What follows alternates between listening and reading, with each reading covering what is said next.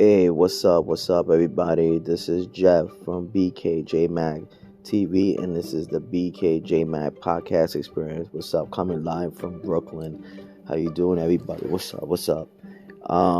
Today, this is episode 2, season 3, and today we're going to talk about something very important for all New Yorkers, living in the 5 boroughs. Recently, back on May 25th, 2023, the New York City Council passed a series of housing voucher expansions. So what that means is they passed a series of bills expanding the eligibility for housing vouchers in the 5 boroughs. Let me tell you, first off, it's amazing. It's totally amazing. And there's so many people that are on the brink of homelessness in New York City, in the 5 boroughs, that these vouchers come in as a relief, a God-sent relief. And there are plenty of people in New York City that need them. And Mayor Adams, apparently a lot of folks are not a fan of. He has done some things that are very, let's say, that's pissed off a lot of people of color. And he had threatened to veto these bills expanding the housing voucher program in New York City.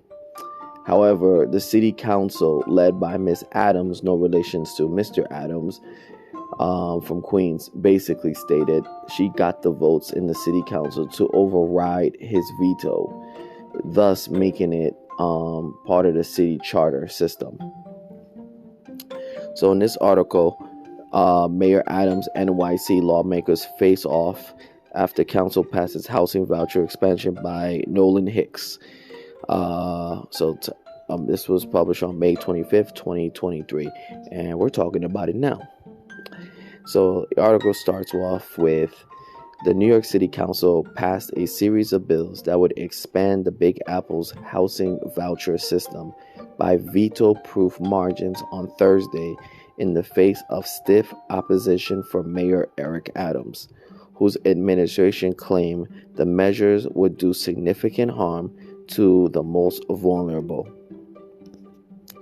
He said the most vulnerable.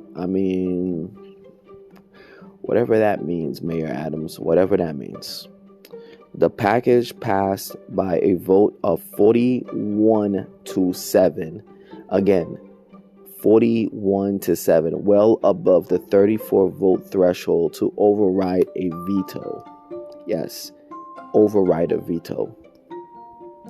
And take a look at that number, 41-7. That's all a representation of New York City and the 5 boroughs. That kind of tells you, yeah, Mayor Adams, you're wrong.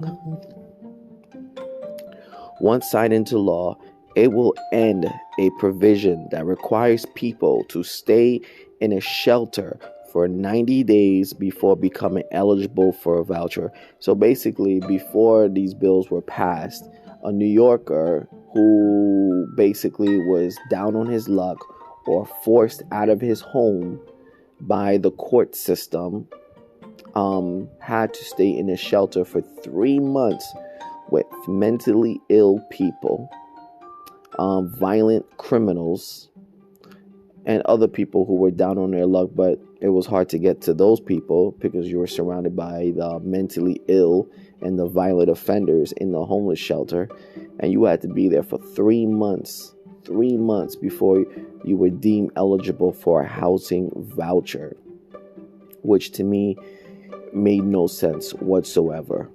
But it was the law in New York City then, but now it's no longer the case.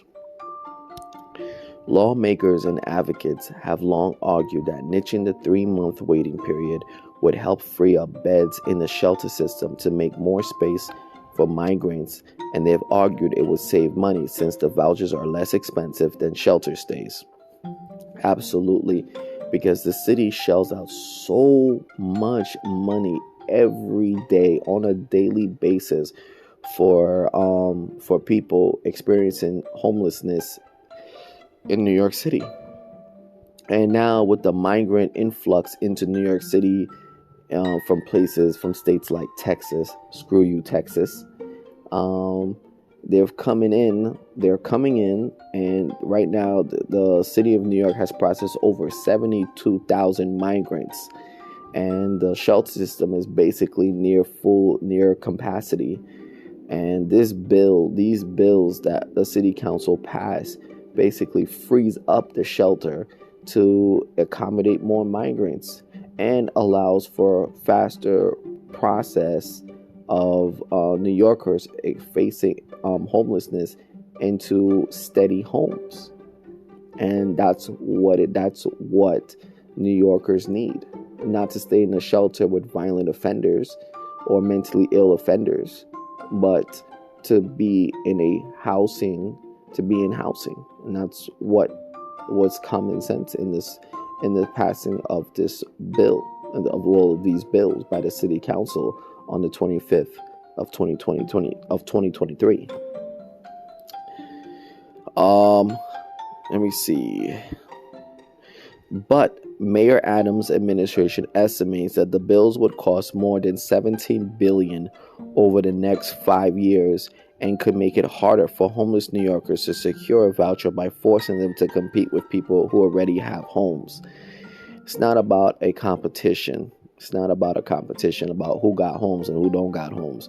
There are people in New York right now, but before the migrant influxion, New York had about 68,000 people that was homeless. 68,000 people were homeless in New York City. So I don't know what the mayor is talking about competing, because 68,000 is a pretty large number, and they've been waiting for homes for pretty much a long time. And with these things, with these red tapes, bureaucrat talk, all this nonsense, nothing hasn't moved. City council took action. Why would you want to pay for 90 extra days for a person to stay in shelter when it's so expensive? Said Councilwoman Deanna Alea, Democrat, Manhattan, the Bronx. The chairwoman of the General Welfare Committee, a key sponsor of the bill, said. You would think that would not only be very simple to explain, but also to accept. She added, the rhetoric that we've heard in the last few days has been really heartbreaking and infuriating because it boils down to poverty shaming. The showdown between City Hall and the council is the latest example of the deepening rift between the mayor and the lawmakers, who are locked in battles over Adams' handling of the homelessness and migrant crisis among contentious negotiations over the proposed $106 billion municipal budget. So I'm saying this right now, $106 billion budget that's going to pass in a year to manage the city of New York, the 5 boroughs. This was long overdue, and I'm glad the city council passed these bills to address this concern. Also, if you're about to be evicted, there's going to be vouchers available to help you stay in your home. And that's what the city council felt that it needed to be done. Because living on the streets or living in a shelter system wasn't the ideal prospect.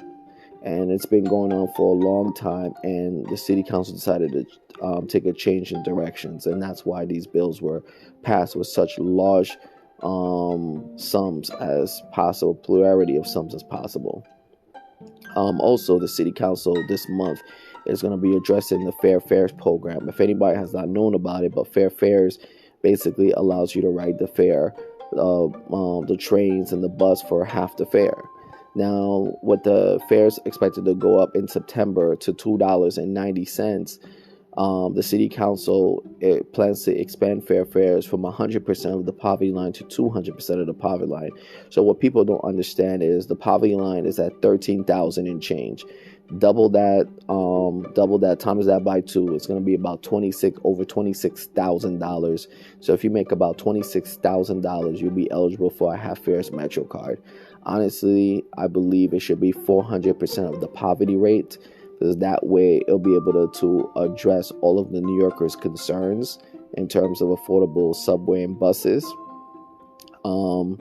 It would greatly reduce fare evasion, and more people should be able to have access to it. I think it would be good for New York City. The city will be able to collect plenty of revenue from the everyday New Yorkers, right? Because right now, jobs in New York, retail jobs in general, are crappy. They don't pay living, powerful wages. They pay below living wages, and it's mostly you're just trying to get by. And in New York City is the mecca of the world. You can't really get by in the mecca of the world making substantial income. You can get as much education as you want. You go as much schooling as you want. At the end of the day, you're still substantial low below. Let me rephrase myself. Low skilled jobs are still prevalent in the city, and high skilled jobs are hard to come by. So overall, the city should expand to 400%, but at this point they're going to 200% based on the study by the MTA to try to figure out how to reduce fare evasion. So overall, I always tell New Yorkers it's not cool to engage in fare evasion, because it actually hurts taxpayers in the long term, and it's one of the reasons why the fares is going up. Because when people don't pay the fare, they have to collect that money, and when they collect that money, it increases taxes and it increases fares. So hustling backwards is not smart. Hustling forward should be the mentality. Please pay the fare and have a good day. And please look into these other programs I mentioned today. City Council has done a justice for the New Yorkers in the 5 boroughs. Thank you for listening to this very important episode of the BKJMAC podcast experience. Peace, love, always one.